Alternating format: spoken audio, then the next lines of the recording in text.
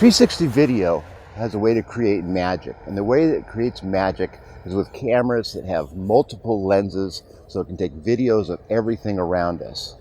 Now this is the Gear 360 from Samsung, and it has two lenses, and the lenses that are on this are what are called fisheye lenses or extreme wide angle, and they have what's called a fixed focus lens. Now these lenses are designed to capture as much as they can, get it in focus, and have no way of adjusting that. So there's no way for me to adjust the zooms or a lot of other features that normally with a regular camera you can adjust. And we kind of count on that because when you put all these camera lenses and all the videos that it's taking and stitch them together to make one spherical video, then they all look the same and you get that beautiful flow. If things were changing and zooms were changing and all that, we wouldn't have all that. So that's one of the restrictions that we have.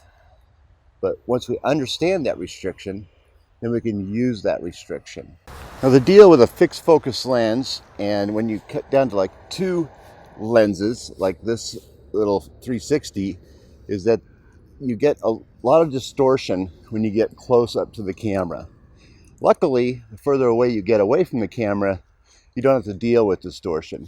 But you definitely need to understand distortion when you get up close. Now with two lenses, you're getting extreme fisheye, and with multiple lenses, so that's why you see some cameras that have 14 lenses, and you'll get a lot less distortion when you get up close, the more lenses you have. But there's so many of these consumer levels, as long as we understand how to use that, and we can either be a benefit or a detriment, or it'll just help you design what type of film you're going to produce. Now let's say you have a scene where you have two people having a conversation with each other.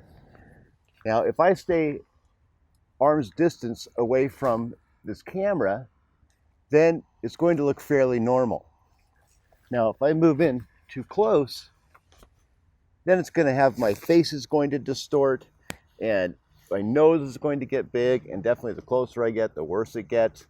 So you may want to use that for, say, a humor type of film if you're creating something like that.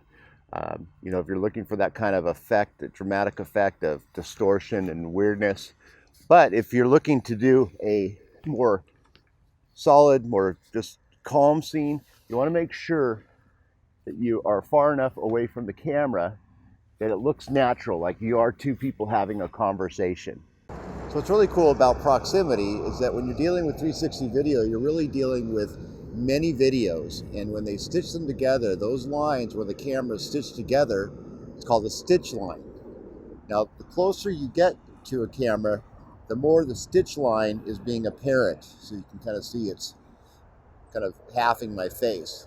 As I walk away, the stitch line becomes less and less noticeable. So if you're having your actors, if you're blocking the area for your actors to walk around, you can have them walk around a little bit further away. You just need to find out where in your camera that stitch line lies and how far away it is. And every camera is going to be different.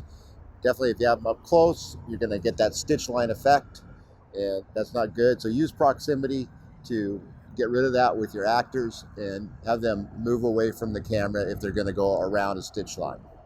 Now one of the aspects of the 360 video world is there needs to be content created. That's going to help perpetuate the movement into this 3D video world.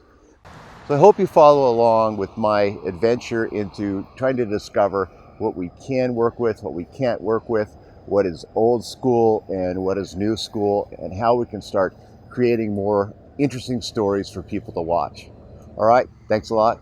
I'll see you later. Bye now.